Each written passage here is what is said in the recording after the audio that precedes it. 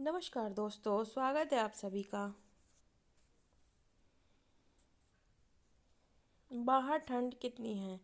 लगभग मुंह से ठंड के कारण सीटी बजाते हुए गोपाल ने अपनी पत्नी से रमा को कहा। हाँ, इस बार ठंड ने तो सारे रिकॉर्ड्स तोड़ने का ठान लिया है। देखो ना, कितनी बर्फ गिर रही है। रमा ने भी कपकपाती आवाज में अपने पति की बात का समर्थन किया।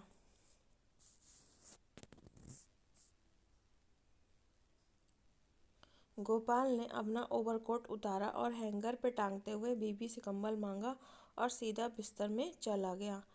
रामा ने गोपाल को खाने की प्लेट देते हुए कहा कि बहुत अच्छा किया जो हमने इस बार समय रहते बच्चों के गर्म कपड़े खरीद लिए। ना तो आपको इतना टाइम होता है और ना ही पैसा। हर महीने कुछ न कुछ ऐसा सामने आ धमकता है जिसकी वजह से हम अपने लिए कुछ सोचने से पहले ही मन मारना पड़ता है। गोपाल ने एक निवाला मुंह में दिया और कहा कि हाँ, सही कह रही हो तुम। अब इसी महीने देख लो, माँ जी के चश्मे का नंबर बदलवाना था, बाबूजी के लिए कुछ गर्म कपड़े और शॉल खरीदनी थी।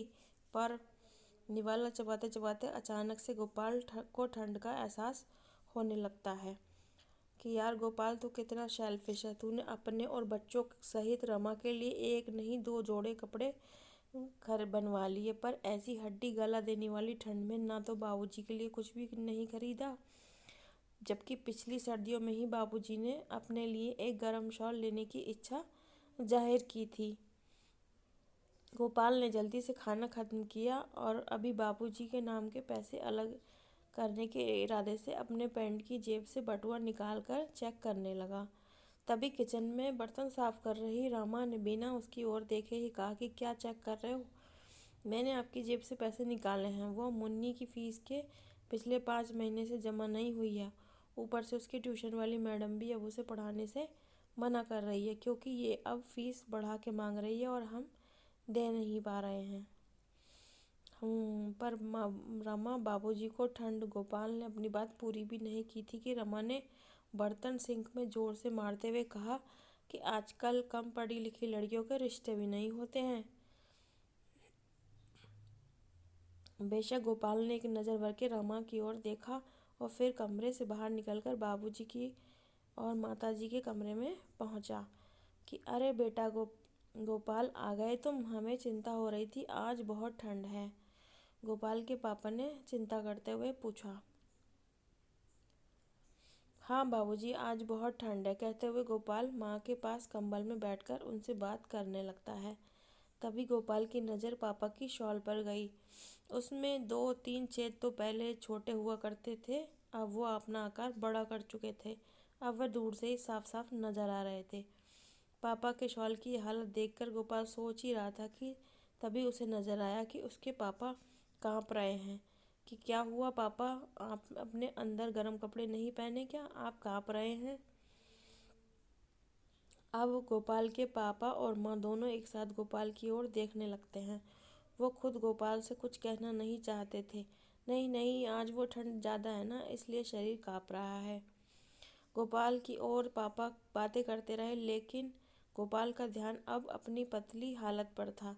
मैं अपनी कमाई का एक हिस्सा बचाकर इन लोगों के लिए अच्छे और गर्म कपड़े तक नहीं खरीद पा रहा हूँ। अगली सुबह जब गोपाल अपने दफ्तर के लिए जा रहा था तो उसने देखा कि उसकी गली का अंतिम घर, जो कि शुक्ला जी का था, उनके घर के आगे भीड़ जमा हो रही है। जाते हुए उसने वहां पर जाकर पूछ दिया कि क्या हुआ भाई।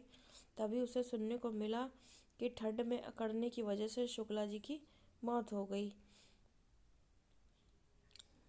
ये सुनकर वो मानो सुन्न सा हो गया।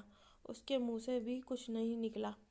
वो खड़ा खड़ा काफी देर तक सोचता रहा और फिर क्रियाक्रम के बाद ही अपने ऑफिस गया।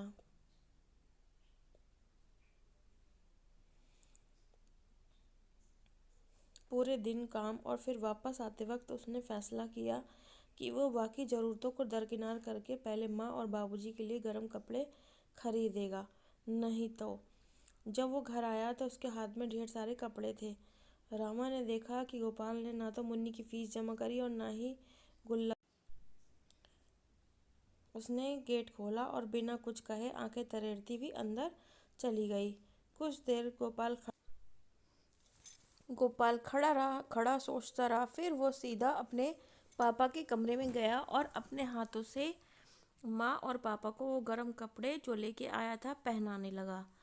हाँ, आज कितना अच्छा लग रहा है। ऐसा ऐसा लग रहा है जैसे ठंड है ही नहीं। गोपाल के पापा ने अपनी बूढ़ी और जर्जर आंखों में चमक लाते हुए कहा। गोपाल खुशी से उनकी ओर देख रहा था। तभी उन्होंने कहा, मैं 2 दिन पहले शुक्ला जी से मिला था, कह रहे थे लगता है इस बार ठंड हमें लेके ही जाएगी। कमबख्त सही कह रहा था।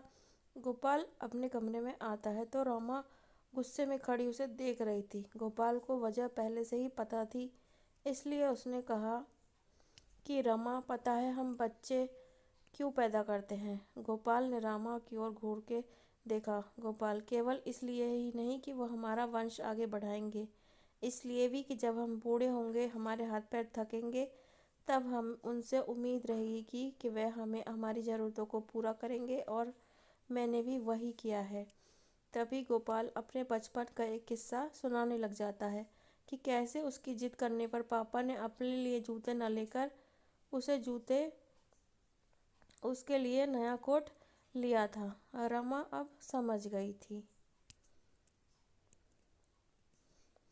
धन्यवाद। आपका कीमती और बहुमूल्य समय देने के लिए दिल से आभार। हमेशा खुश रहिए।